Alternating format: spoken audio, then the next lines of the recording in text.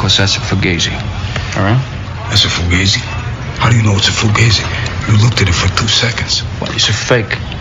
Yeah, I know what a Fugazi is. It's all a Fugazi. You know what a Fugazi is? Fugazi, it's a fake. Yeah, Fugazi, it's a wazi, it's a woozy, it's a fairy dust.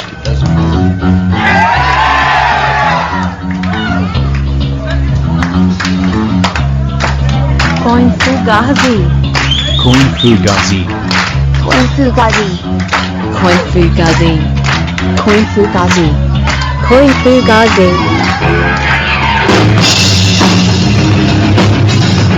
Welcome to the Coin Fugazi podcast. I'm your host, C. Edward Kelso, and this is a segment taken from a much more in-depth interview in Coin Fugazi podcast episode 1, which is published in its entirety as a standalone episode. But what you're listening to is a part of that much longer discussion. So if it sounds a little truncated or cut off at one point and you're like, wait, whoa, where did that come from? That's because it, again, is a part of that much longer, much more in-depth interview in episode 1. So if you want more of this discussion, more in-depth, or you want to see where it was, where it came in the context of another part of the conversation, check out Coin Fugazi episode 1 with Jonathan Toomim. Otherwise, enjoy. Coin Fugazi proudly uses read.cash to help distribute our content. Head out to read.cash/@CoinFugazi, all one word, and check out how we're incorporating the platform. Then also check out how people and businesses from all over the world are using crypto as a currency, rather than just speculating, to demonstrate the power of peer-to-peer electronic cash. Tip, comment, blog, join communities, and so much more. That's read.cash. Read.cash. Okay, so go ahead. Another point. I think that one of the interesting things about this issue is that, like you were saying, 8% in order to deal with us. I think actually it's the other way around. I think one of the reasons why ABC has had so much trouble getting support or getting work done, getting the resources that they need, is because they are hard to deal with, and they burn through developers like mad. It's a long list of people who have tried to collaborate with ABC and have burned out or have had falling outs with Omri and have left. And this is probably actually one of the reasons why Bitcoin Cash has such a decentralized development environment. It's because there was a centralized entity that almost nobody could get along with. And so that everybody who was doing it for fun left and started their own project. And so like we've got, Tom Zander starting first Classic and then Flowy. And we've got Tom Harding doing XT. We've got Free Trader, who was the other OG of Bitcoin Cash, starting the Bitcoin Cash node. Kalen also tried to work with ABC early on, and he moved away. Mark Lenderberg basically left the community for 6 months because of ABC. I tried to contribute to ABC, and I have pretty thick skin, but I couldn't find it to be a productive and engaging thing. And I think what happens is that the only people that can tolerate working in that environment are the people that get paid pretty well to do it. And that makes the requirement for ABC to have a lot of funding.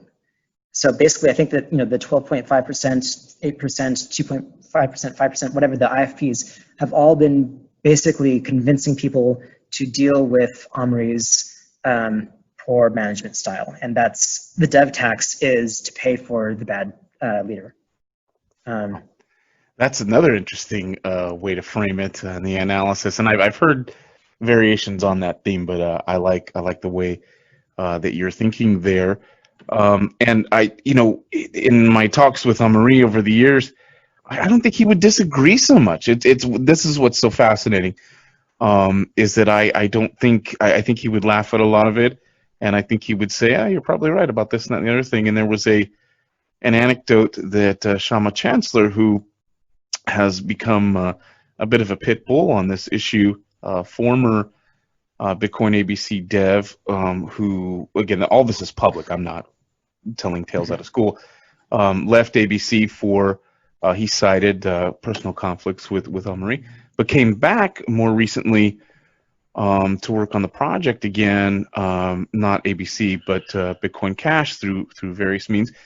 And he's sort of serving as the resident apologist for the current ABC mode of operandi.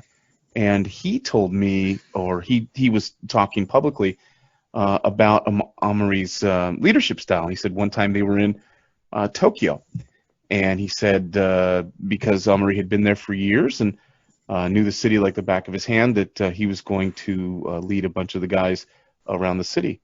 And they said they turned around and Omri was gone and never looked back. And he said that's kind of his leadership style, where he just kind of goes on and does his thing and hopes that you will follow along. So that's really interesting. And so we're now at this interesting crossroads, I think, because at least on social media, and according to the read.cash posts I see, a great deal of the mining community is behind what I'll kind of lump together as the BCHN crew, and a handful of guys and gals are with Bitcoin ABC. But the community, however you want to define that, at least in the West, in the English-speaking West, is for sure. I mean, I can't believe it would even be contested rather. But the juice is, the social juice anyway, is with BCHN. So getting ready for the August 15th features freeze for ABC. It is again a soft fork, as you laid out. Let me get your predictions, if you don't mind making them. I can't imagine you haven't thought this through in your head. How does this work out going into November? If you don't mind me asking, putting you on the spot, I didn't say I would ask you this. Take us through the game theory or how you see this playing out. If you want to just say, I hope this and hope that, or for someone who's caught in between and doesn't really understand all the intricacies of everything, Yep. give us your future prediction. What happens to Bitcoin Cash? Yeah, so I used the phrase 51% attack if Omri somehow has a lot of hash rate. I've done a little bit of digging around, and definitely the English-speaking mining community is fairly dead set against him and set in favor of the non-ABC side. I'm not calling it the BCHN side. It's it's BCH minus ABC. Fair enough. But yeah, like there's about maybe 2 exahashes or so of hash rate in the United States, Canada, mostly, that has explicitly come out in support of the true BCH, not ABC side. The Chinese community is still being standoffish, and so now I'm trying to get them on board. So you might have heard about Bitcoin Cat. Sure did.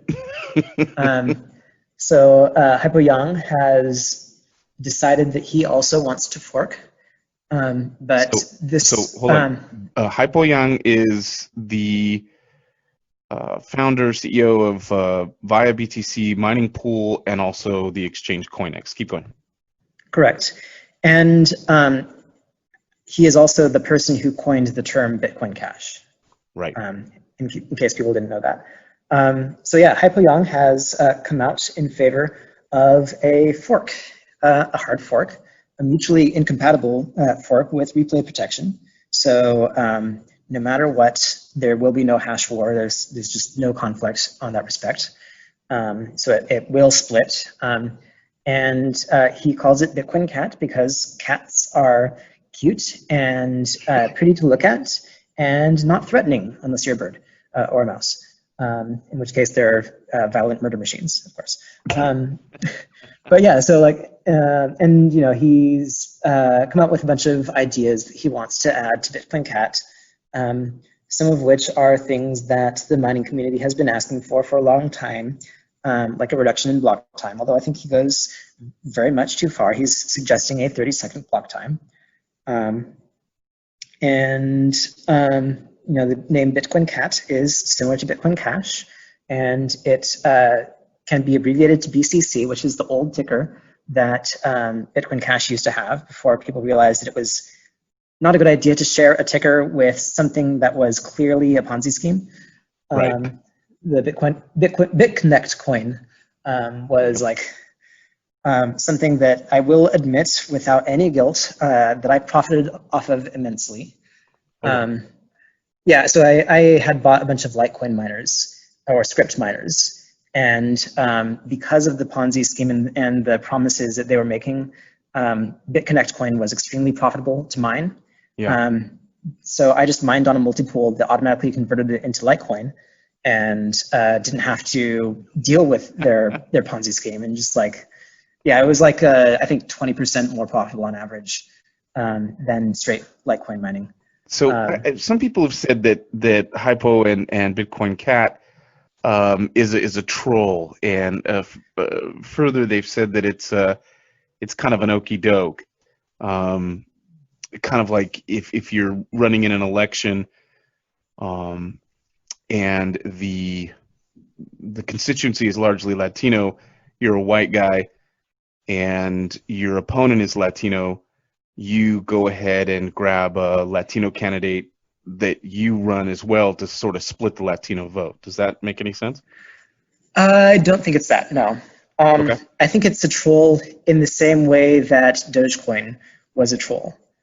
Right. Like at the time that Dogecoin was created, cryptocurrency was just starting to get like really intense, and things were heating up, and real money was starting to get involved, and people were starting to shill and fight over which coin was the one true altcoin.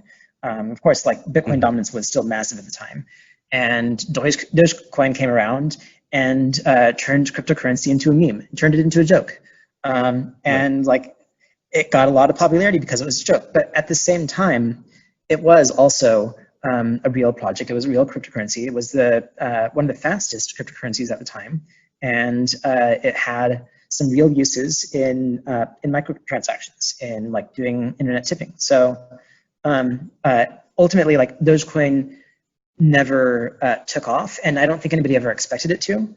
But it wasn't just some joke. It was a joke with some substance. And part of the effect of Dogecoin was that it influenced the culture of the cryptocurrency community, and I think it got everybody to just chill out and treat this as something that should be fun, instead of something that we need to panic over whenever we see a red bar on the exchange rates. So I think that is probably what Hypo is aiming for. And But your one point of the is that things that Bitcoin Cash is going to fork. yeah, so if anybody mines on ABC, and if not, like, if less than about 70% mine on ABC, then there will be a fork, a chain split. There's always going to be a fork. Forks actually just mean when the consensus rules change. Gotcha. So every protocol upgrade, every 6 months, there is technically a hard fork. Most of the time, they are hard forks in which one of the branches of that fork has basically an empty set of blocks. There's just nothing there. But there is the concept of the possibility of another chain continuing in that direction. So the question is, are we going to have a chain split? Are we going to see two chains continuously extended? And as a frame of reference to your question, like, is it going to be like BSV, BCH, and that little war? Like, in order for that to happen, Amelie would have to have a popular idea, and he just doesn't. The reason that BSV persists to this day is because in the BCH-BSV split, both sides were wrong. there was valid criticisms that the BSV side had about BCH and how things were being conducted, and there were valid criticisms that BCH had about the Bitcoin SV side about how they wanted to conduct their things. And there was actually merit in both approaches, but there was a lot more merit in the BCH side. So that's why our side had the majority. But one of the big criticisms that I agreed with when the BSV crowd made it was that the Bitcoin ABC side was led by a quote benevolent end quote dictator, that it was authoritarian, that Amelie did not know how to lead well, that he was abrasive, that he was hard to get along with, and that he stonewalled scaling. And especially on that last point, I think those are valid criticisms. I think that not only has he stonewalled scaling, he's stonewalled a lot of stuff, including the DAA, including whatever. And with that in mind, like, I don't see a side that's run by Amaury with that 8% tax and with the behavior that has come to light over the last month. I don't see that that's going to be a popular chain. Like, it might be 5%, it might be 10, it might be 2% that fizzles out and hits 0. But just from a practical perspective, I just don't expect that much out of it. If it does turn out to be something that's big, that's fine. The main objection that I have to the IFP is really that it was tried to be applied to a community without that community's consent. And the Zcash team, for example, had the mining fund, or sorry, the development fund out of mining baked into the protocol from day 0. It was always in the protocol. It was a fundamental part of their value proposition. They would always have a development team that was well funded. And when you have that as part of the foundational social contract, then it becomes fine. But he was trying to impose it onto the entire Bitcoin Cash community, and I think that that's not fine. So, if he wants to go ahead with, with a fait accompli, so if he wants to go forward with that, with his own project, and try to get miners to mine it and try to get users to use it, that's fine. I'm okay with that. I don't want his coin to fail or anything. I just don't want him to make Bitcoin Cash fail along with it. So. And that was my ultimate question then. Oh yeah, and there's also the technical stuff that you didn't remind me about that I do need to answer. So yeah, how does it play out? So currently, Bitcoin ABC and Bitcoin Cash Node both have a rule that marks blocks as being final and not reorgable once 10 blocks have been mined on top of it, the 10-block finalization rule. And this means that if there is a split, and let's say that the hard fork, that is the consensus rule activation, happens at block 1000. So block 1001A is going to be block ABC. 1001B is going to be block BCH, and those two chains will compete. If the ABC side gets longer than the BCH side by, it's actually a variable threshold, but it's around 1.5 to 2.5 blocks, then the ABC side will reorg out the BCH side, and the BCH side will just join onto the ABC side and start extending their chain. But as soon as they do that, they will mine a block that doesn't pay out the IFP, which means that fork will happen again, it'll start again. So if the two chains have roughly equal hash rate, there is the possibility for this little race thing to happen until the BCH side eventually gets 10 blocks ahead. And then once that happens, the split gets set in stone, and both chains go on their merry way forever. So the worst case scenario would be kind of where it's roughly 50-50 on hash rate, or if ABC has more. But there's some really easy ways to just prevent this from happening entirely. For example, we can say that whatever address that Omri puts into his code, we can just say that the first fork block cannot contain a Coinbase to that address. And we're not blacklisting the address permanently, we're just saying that this first block has to be a fork, and ABC has to go their way, and we have to go our way. So that just makes the split cleaner. We can also do this without that rule, and just say, hey, miners, the 2 exahashes from the US and Canada, plus whatever we want to get from China, why don't you just make sure that we mine 10 blocks before ABC? And I expect that to be pretty easy. Easy enough that I'm considering that we don't even bother to implement this this hard fix, this code fix. But we kind of just need to talk about the options that we have with the community and decide which of the options are most consistent with our principles and our risk tolerance, and make a decision from there.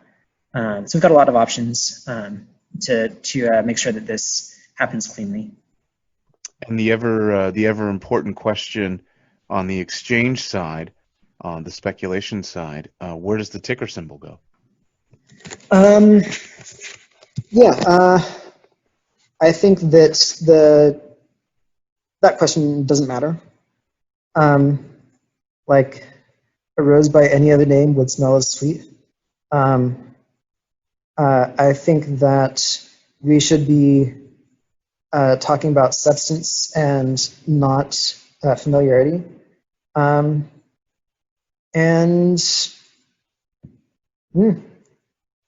It's not what I would pay attention to. A lot of other people will disagree. I think that, so I also, by the way, I don't have a very common perspective on things. I don't really care about getting rich and having lots of money. I care about the concept of peer-to-peer electronic cash and what it can do for society. And I'm interested in it because I think that it can make it so that my children have to grow up in a place that is a little bit less, I'm not sure if I can swear on this, but a little less bad, a little less blank up, if you know what I mean. And yeah, that potential is what interests me, not whether I can get a Lamborghini. And the name, if we have a change of name, sure, that might, in the short term, slow down our brand recognition. And it might cause a short-term drop in our market cap. And if you're running a publicly traded company, it's nice to not have the stock crash, because when that happens, people complain about how you're a terrible person and how they want to murder your dog. And sure, I get that. It's nice to not do damage to people's short-term livelihood.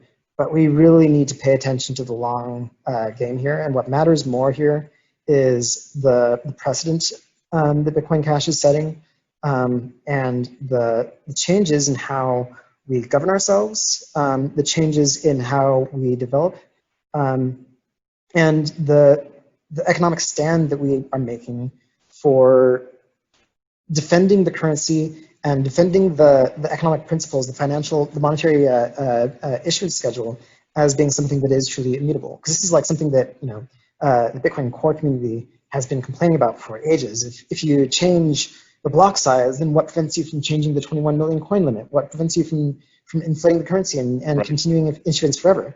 And I'll tell you what prevents that.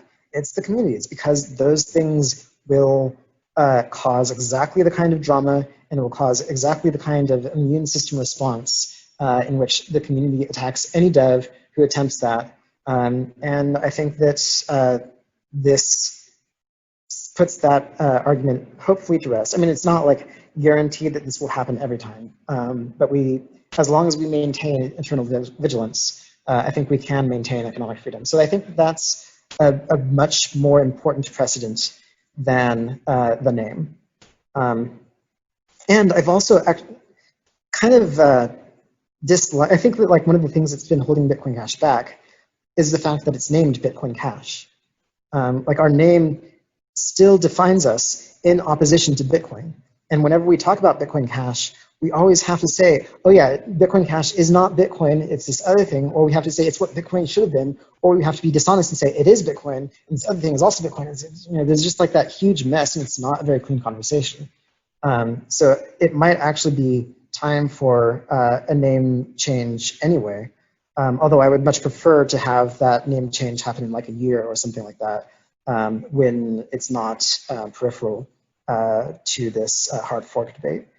Because that just leaves the door open for FUD saying that we lost because we lost the name and whatever. It's just, but yeah. So I would like to focus on the things that matter, and the things that matter are the code, the principles, and the community, and especially like the development environment and the expectation of how people will conduct themselves in disagreements. And I have a very optimistic perspective on things from this point on. I think that pretty much, like, I've been seeing a lot more excitement from developers in the last few days about just the technical projects, the technical ideas they've always wanted to implement, but found to be intractable problems because everybody knew that in order to get them approved, they'd have to get them through ABC, and that just didn't seem like an option.